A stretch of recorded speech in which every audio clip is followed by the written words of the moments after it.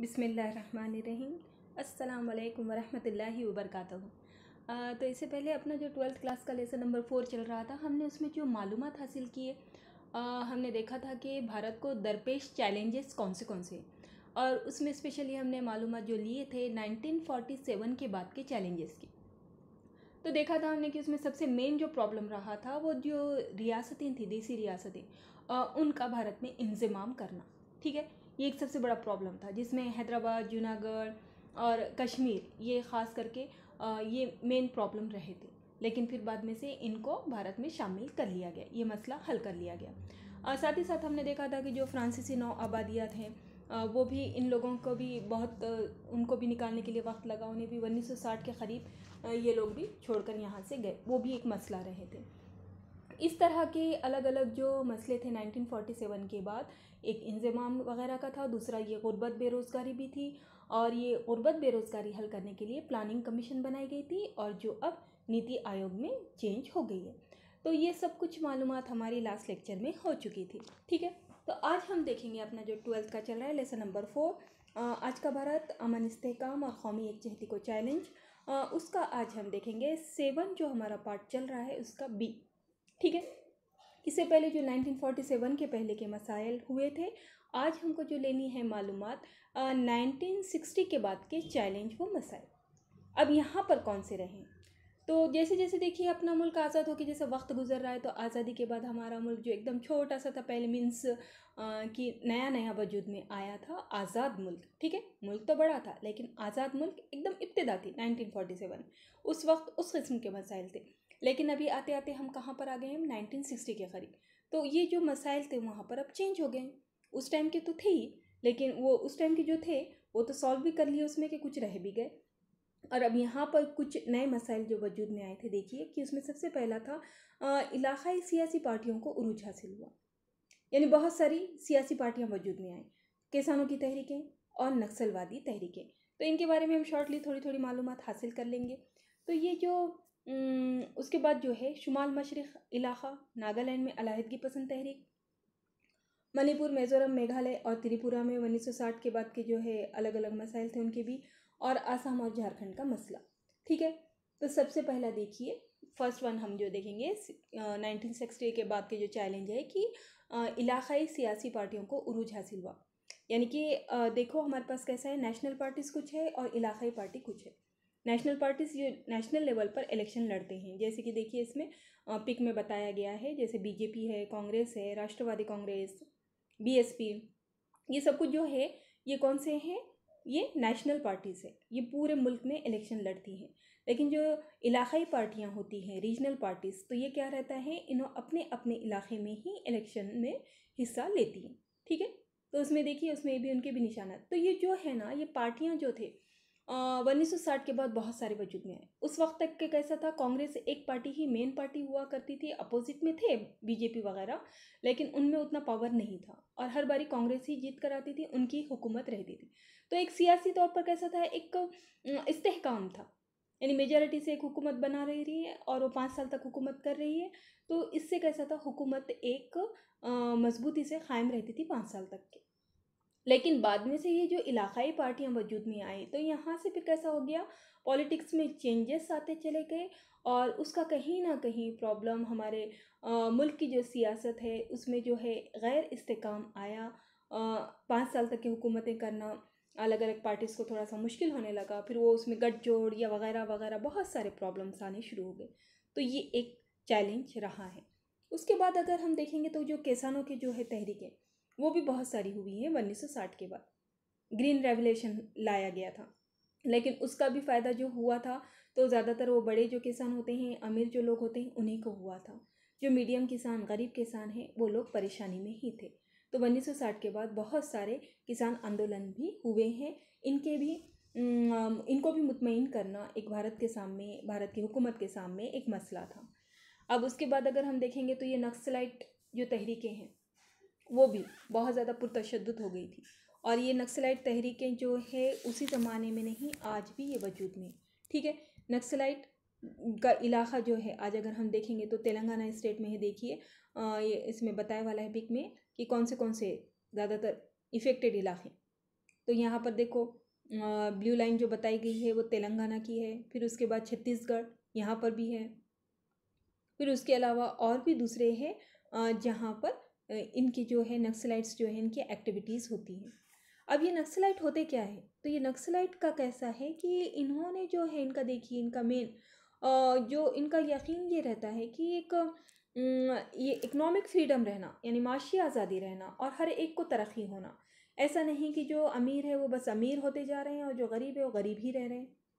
तो इनके जो थे मेन लीडर जो रहते हैं वो चारों मजूमदार थे और इनका मीन्स पॉलिटिशियंस जो होते हैं लीडर्स उन पर या जो कुछ ये काम करने वाले होते हैं ये लोगों ने काम करना चाहिए ऐसा इनका एक था। लेकिन ये जब ये लोग काम नहीं करते हैं तो ये इसकी वजह से इन्हों हुकूमत के ख़िलाफ़ हो गए। ठीक है, अक्सर आए दिन सुनते हैं कि हम इन्होंने पुलिस पर फायर किया, पॉलिटिशियंस को। एक बारी तो बहुत बड़ा हुआ था एक इवेंट छत्तीसगढ़ आई थिंक, वहाँ पर कि एक लीडर्स लोग जा रहे थे, नेता लोग जा रहे थे, उन लोगों को सबको पकड़ लिया गया और सबका कत्ल कर दिया गया। तो इस तरह से कि इन लोगों का ये है कि जो है दौलत जो है इसकी मीन्स थोड़ी सी मसावी तकसीम होना और जो है निचले जो लोग हैं उनको भी तरक्की के मौके मिलना, ये एक मसला था। ठीक है, 1960 के बाद के चैलेंजेस देख रहे हैं हम। सियासी पार्टियां बहुत ज़्यादा हो गई थी इलाक़ाई, जिसकी वजह से सियासी इस्तेकाम में प्रॉब्लम्स, किसानों की ज़बरदस्त तहरीकें, नक्सलवादी तहरीक, और जो है उसके बाद शुमाल मशरक़ की जो ये रियासतें हैं उनको जो 7 सिस्टर्स भी कहा जाता है। तो यहाँ पर कैसा है बहुत सारी नस्ली ग्रोह है, ज़बानें, बोलियाँ, समाजी तहज़ीब, शनाख्त इनकी बहुत अलग अलग है। ठीक है, और उनकी मतलब उनके रस्म रिवाज सब कुछ अलग रहने की वजह से थोड़ा सा उनके भी मसला रहा है। और एक तो कैसा है ये जोग्राफियाई तौर पर ये पहाड़ी इलाका है, तो वहाँ तक के जो है जिस तरह से एक होना चाहिए रास्ते या क्या कहेंगे प्लेन के लिए सहूलतें, वो सब तरह की चीज़ें वहाँ पर मुहैया करना मुश्किल है गवर्नमेंट को, और इसकी वजह से थोड़ा समाजी तौर पर भी वो पीछे ही है।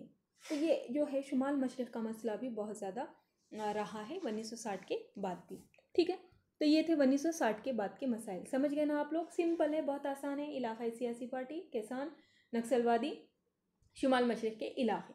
और उसके बाद उसमें जो शुमाल मशरक़ के इलाक़ों में जो है मेन जो रहा है मसला अगर हम देखेंगे तो वो है नागालैंड। देखिए इसमें ही है, नागालैंड का एक मसला रहा है। और उसके बाद मणिपुर, मिज़ोरम, मेघालय, त्रिपुरा में 1960 की दहर में फ़ौजी जारहियत का आगाज़ हो गया था। ठीक है, आसाम का भी बहुत बड़ा मसला रहा है, झारखंड। तो अब इसमें से थोड़ा सा अगर आपको बताना है तो नागालैंड वालों का कहना था कि उनको आज़ादी दे दी जाए, लेकिन उनके लिए क्या किया गया 1971 में वहाँ पर जो कुछ भी चल रहा था उसको कंट्रोल में करने की कोशिश की गई और 1969 में उनको एक रियासत का दर्जा दिया गया। मणिपुर को भी एक सूबा बना दिया गया। आसाम का मसला ये है कि ये कुदरती वसाइल है, यहाँ पर मादनी दौलत है, लेकिन जो वहाँ की ये सब चीज़ें हैं कुदरती वसाइल, इनका फ़ायदा आसाम वालों को नहीं मिल रहा और उसकी वजह से वहाँ के लोग भी तहरीकें करते हैं। और फिर वो बांग्लादेश के सरहद के पास भी है तो वो भी एक मसला है। तो इस तरह से ये एक मसले रहे हैं। अब 1970 के बाद के अगर हम देखेंगे तो वहाँ पर क्या क्या हुआ, तो सबसे पहला जो हुआ है इमरजेंसी। ठीक है, उसके बाद बांग्लादेश का क़याम, खालिस्तान तहरीक, इंदिरा गांधी का कत्ल। तो अब ये इमरजेंसी जो हुई थी हमारे पास जो लागू की गई थी, तो ये कब हुई थी 1975 से लेके 77 तक। ठीक है, ये डेट आप लोग याद रखिए, ये एक इम्पॉर्टेंट है। ये हमारे पास जो इमरजेंसी लगाई गई थी भारत में, ये फर्स्ट एंड लास्ट, उसके बाद दूसरी बारी कभी लगाई नहीं गई। और किसके दौर में लगाई गई थी? इंदिरा गांधी के। और इमरजेंसी में क्या होता है कि पूरे इख्तियारात समझिए कि मजलिस आमिला जो होती है, वज़ीर आज़म वगैरह, उनके हाथ में आ जाते हैं और उन लोग यानी कि जो शहरियों को बुनियादी हक़ दिए गए हैं सबसे पहले वो तो छीन लिए जाते हैं और सियासी पार्टियों पर और उनके लीडरों पर पाबंदी लगा दी जाती है, उन्हें गिरफ़्तार भी कर लिया जाता है।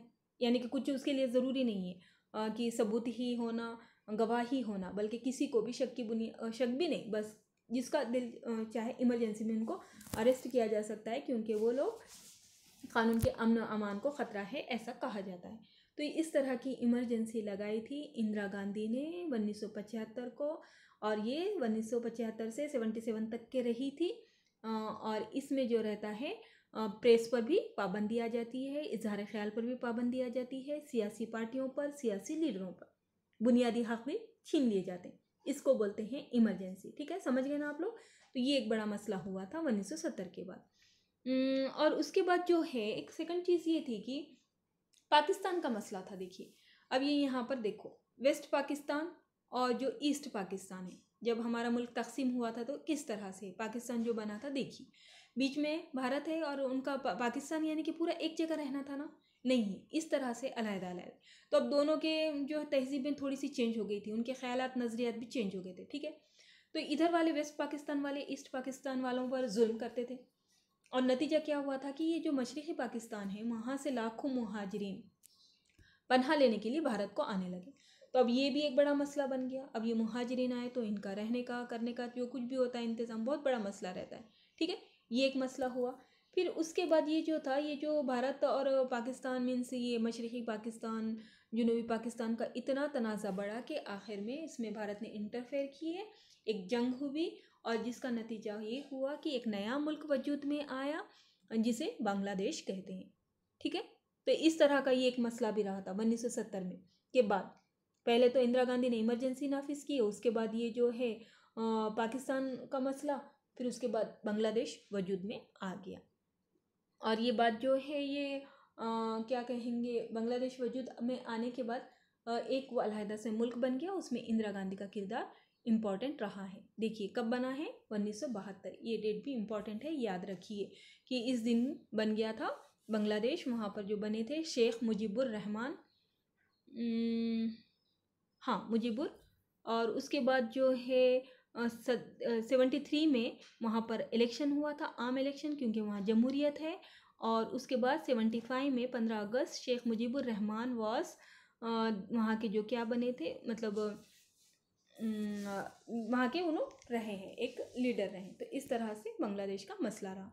अब उसके बाद वाला जो मसला था, देखिए वो एक बहुत मेन प्रॉब्लम आई थी 1970 के बाद, और वो था खालिस्तान मूवमेंट, और ये हुआ था पंजाब। ठीक है, और याद रखिए ये सब कुछ हो रहा है तो ये इस वक्त हमारे पास की जो प्राइम मिनिस्टर थी इंदिरा गांधी थी। अब खालिस्तान मूवमेंट ये था कि ये पंजाब में है, ये लोगों ने, वहाँ के लोगों ने अलहदा से अपने पंजाब को उन्होंने आज़ाद करने के लिए कहा था, और उसको अलहदा से एक मुल्क का दर्जा देने का उन्होंने मुतालबा किया। अलहदगी पसंद तहरीक शुरू हो गई, और सिखों को अलहदा खालिस्तान यानी कि उनका जो इलाका है, जो पूरे सिख रहते थे पंजाब, उन्होंने उसको मुल्क का दर्जा देने की मांग करने लगे। अब इसके खिलाफ यानी कि अब मुल्क की तकसीम तो होना देना पॉसिबल नहीं है ना। तो अब ये जो थी ख़ास बातें थोड़ी सी देख लीजिए खालिस्तान की। ये इतना सारा तो आपको एग्ज़ाम में नहीं आएगा, लेकिन थोड़ा सा एक जस्ट फॉर इंफॉर्मेशन आपके लिए कि ये एक इन्होंने सबसे पहले 1980 में जो एक इन्होंने बनाए थे। फिर उसके बाद जो है बाहर के रहने वाले सिखों ने भी इसकी बहुत ज़्यादा मदद किए थे। ठीक है, फिर उसके बाद उन्होंने 1971 में एक जो जगजीत सिंह चौहान थे, उन्होंने एक मुल्क के तौर पर इसका वहाँ पर अमेरिका के अखबार में उसको छाप दिया, उनके डाक टिकट जारी किए। और उसके बाद जो है एक भिंडरावाला था, वो उनका एक बहुत बड़ा लीडर था, वो खालिस्तान के उसमें उन्हें उभर कर आया। और इसके बाद ऑपरेशन ब्लू स्टार के ज़रिए इंदिरा गांधी ने यहाँ पर जो गोल्डन टेम्पल है उनका, पंजाब में सिखों का, अमृतसर में, वहाँ पर एक ऑपरेशन किया गया। ये भिंडरावाला जो था खालिस्तान तहरीक का रहनुमा, खालिस्तान तहरीक यानी अलहदा से एक मुल्क की, आज़ाद मुल्क की मांग, और इसको ख़त्म करने के लिए जो ऑपरेशन, जो सीक्रेट ऑपरेशंस होते थे उस टाइम पे, मतलब ये फ़ौजी जो कार्रवाई होती है, तो उसमें इसका नाम रखा गया था ऑपरेशन ब्लू स्टार। ये कॉम्पिटिटिव एग्ज़ाम के नुक्ते नज़र से इम्पॉर्टेंट है। ठीक है, तो ये यहाँ पर गए, किस तरह से गए देखिए, आप ये स्क्रीनशॉट लेकर रख सकते हैं आपकी इन्फॉर्मेशन के लिए।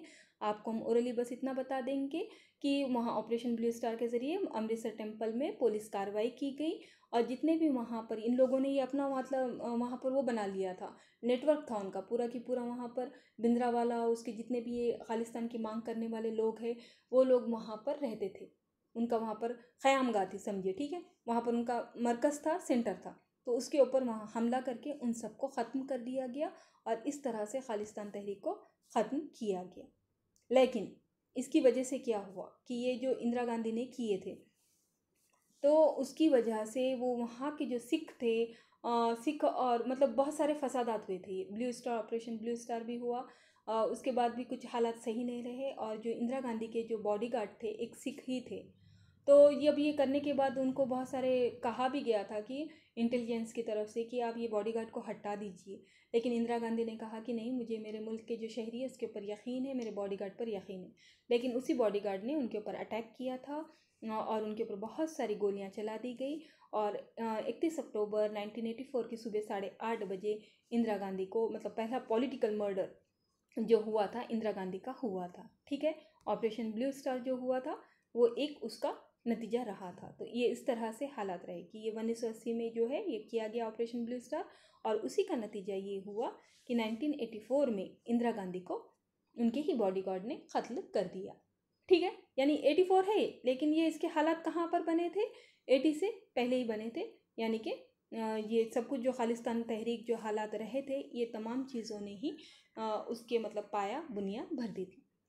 तो इस तरह से 1970 के बाद के और 1980 के बाद के ये चैलेंजेस, सॉरी 1980 नहीं, 1960 और 70 के बाद मुल्क के सामने ये चैलेंजेस रहे हैं। 60 में हमने देखा इलाक़ाई सियासी पार्टियों का उरूज, किसानों का एहतजाज, नक्सलवादी तहरीक, शुमाल मशरिक़ का मसला। ठीक है, ये बेसिक मेन चीज़ें याद रखो आप लोग। और 70 के बाद के कौन से थे, इमरजेंसी, पाकिस्तान, सॉरी मशरक़ी पाकिस्तान और वो बांग्लादेश का वजूद, खालिस्तान तहरीक, और इंदिरा गांधी का जो कत्ल हुआ था वो। तो इस तरह से ये 2 चैलेंजेस रहे। अल्हम्दुलिल्लाह ये हो गया हमारा। इसके बाद हम आगे के जो चैलेंजेस है यानी कि 1980 और 1990 के बाद के, उसके बारे में इंशाल्लाह मालूमात करेंगे। तो अल्हम्दुलिल्लाह ये तो हो गया है, और उम्मीद है कि आप लोगों को अच्छे से समझ में भी आ गया होगा। अगर कहीं कुछ भी प्रॉब्लम है तो आप बिल्कुल हमको इसके बारे में पूछ सकते हैं। ठीक है फिर, चलिए फिर, अस्सलाम वालेकुम वरहमतुल्लाहि वबरकातुहू।